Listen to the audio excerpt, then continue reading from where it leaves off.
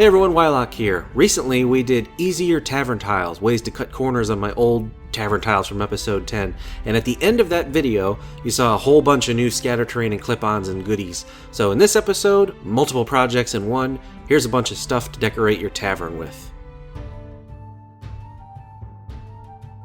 Let's start out with doors. Now I did these way back in episode 5, but the video quality was terrible and I had no idea what I was doing, so here's a quick review with modern production values. Popsicle sticks. Use a chisel or a screwdriver or anything with a hard metal corner and carve wavy lines in it like this to create a grain. Base it with solid black, just cheap acrylic craft paint. Then overbrush with burnt umber against the grain, about 80% coverage. Then with terracotta, dry brush, about 50% coverage. And finally, a dry brush with honey brown, again maybe 50%. So here they are ready to go. Make a lot at once, build a stockpile for yourself. Later projects it'll be handy, that kind of thing. Anyway, chop these into 2-inch lengths. You should get 2 of them per stick. So from double corrugated cardboard, cut yourself a rectangle that is 1 1/8 by 1.5 inches tall. Remember, we use double corrugated because it's a 1/4 inch thick, which is exactly how thick our tile walls are, so we can make clip-ons. Just last episode we talked about Tavern tiles, so go check that out if you haven't already. So we'll hot glue those planks to the rectangle like this, and you can see that now there's a nice 1/2 inch gap at the bottom. That's the clip. And then with some thin cardstock, cut out a strip of corrugation cladding and hot glue it on. This is the same stuff we talked about last time in episode 112. Put a knob or a door pull on there if you want. I'm not worried about it, skipping it. And along that same line, a clip-on window. We already did this back in episode 66, so I'll just put a card on the screen for reference. Now this was a fun one. Let's make a hearth. Foam board. This is called Ready Board and it's available at Dollar Tree. It's good because the paper peels really easily. Cut out a 2.5 inch square and peel the paper off one side. Texturize it with cobblestone using the method of your choice. Maybe check out episode 10. For this, I decided to take a shortcut and use a green stuff roller. Lots of pressure. Then a rectangle, 3/4 inch by 2.5 inch. Again, peel the paper from one side and texturize it. Hot glue it to the bottom of the square like you see here, making sure it's flush. Then with some cereal box, or ideally chipboard, which I'm going to use, I cut out a 1 inch by 2.5 inch rectangle and glue it to the bottom just to help bind everything together and make that base real solid. By the way, if you're new to the channel, this is Graphics Medium Chipboard. Awesome stuff. There's an Amazon link in the description below. It doesn't cost you an extra cent, but if you use that link, I get a small kickback. Totally free way to support the channel if you like. And now from double corrugated, we do the middle slab, so this is going to be 2 by 2.5. For tips on precision cutting, revisit episode 111. And attach this to the back of the foam square. You can see the beginnings of the clip-on at this point. Make sure you align it to the top and not the bottom. Then I cut a 3/4 inch strip of foam board, peeled the paper, and texturized it. From that I chopped out 4 sections, each of them 1 1/8 of an inch long. Peel the paper from the remaining side and glue 2 of them together back to back with a thin layer of white glue. If you have access to thicker foam of some kind, just use that. I'm assuming that you don't, so this is sort of a way to fabricate a thicker slab if you don't have that. Anyways, hot glue these onto the piece as shown.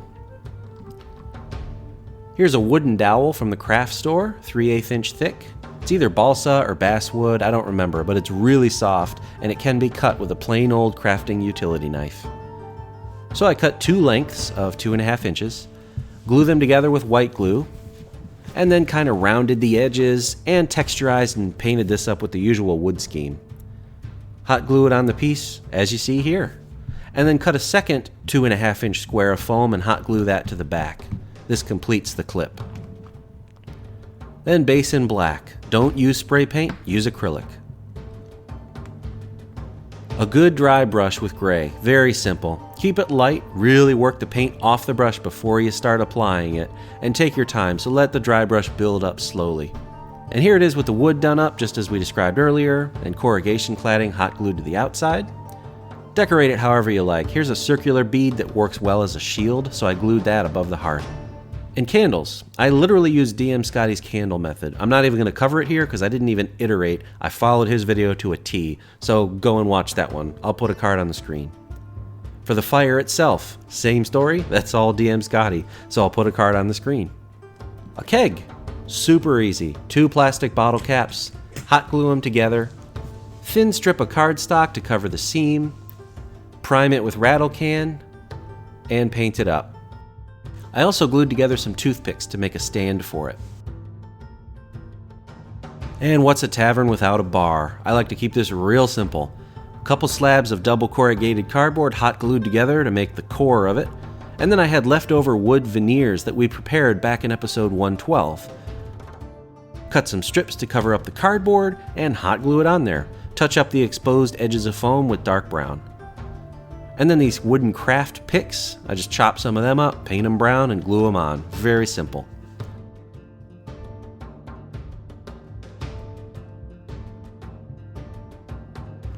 Likewise, for tables, here's a wooden bit from the craft store. If you've been in Michael's or the like, you've surely seen this guy.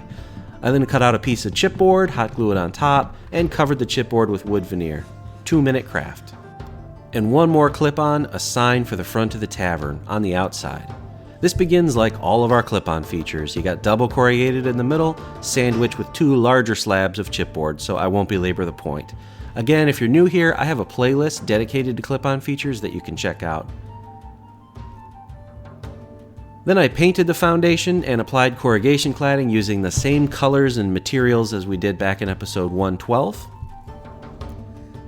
Hot glue a popsicle stick to the middle, and use more of that wooden dowel, one length sticking straight out, and then like a support piece cut at 45 degrees, all of this just hot glued on. The sign itself requires a bit of finesse. Unwind a paper clip, jam it into the dowel in 2 spots. It's really soft, so you'll be able to do this easily. Then with needle nose pliers, twist it into a small hook and cut off that hook. Secure it in the hole with super glue. Make sure both hooks are oriented in the same direction. I find that these plastic-coated paper clips work really good. And for the sign, a little rectangle of chipboard, sliced out some channels like this, and made 2 more hooks. And then I made the sign itself in Photoshop or Microsoft Word and just printed it. Glued one of them to one side, insert the hooks in those channels with a dab of super glue, and secure the other side with the other printout. So that hangs on there nicely. This whole thing is probably more trouble than it's worth, but the small advantage is that you can make different signs and swap them out if you want to. And we're about to go to the table to see the final product, but real quick, some reminders. If you like what you're about to see, please don't hesitate to hit that like button, subscribe, reminders, etc., etc. There is a link in the description below for my Amazon storefront. Easy, free way to support the channel if you want. Just buy your stuff through that link. And for all you 3D printers out there, Wyloch's Crafting Vids is sponsored by Heroes Horde, which has an excellent range of high-quality models, including but not limited to all TrueTiles lines, which are OpenLock compatible. Also, check out my modules over on the DM's Guild, and remember, $3 patrons get free copies of all my releases. And here's everything in context. At some point I gotta figure out how to use this camera correctly, so there's a lot of So here's everything in context, and at some point I am gonna learn how to use this camera correctly, so there's a lot of adjusting. I apologize, but here's everything in context. You'll get the idea. Some cardstock miniatures there also from episode 9. I really like the hearth. I was surprised by how well it came out. Sometimes I sit down and think I want to do a new clip-on feature. I go to my list of things that you guys have suggested in live streams and stuff, and hearth kept showing up. So I just took a shot. Usually I build something, then I rebuild it while I'm shooting it. This one I was able to do, which is very organic. Came out very nice. I'm happy with it. I often get asked, how many tiles should I make? And that's going to vary on the style that you're using and the designs of your dungeons or your rooms or whatever. For taverns, the one you see in front of you now, these are the ones that I've made. I don't really plan on making more. These should be enough to set any scene that I would want to. Don't really plan on any dungeon-sized taverns, so these, 16 or so should be fine.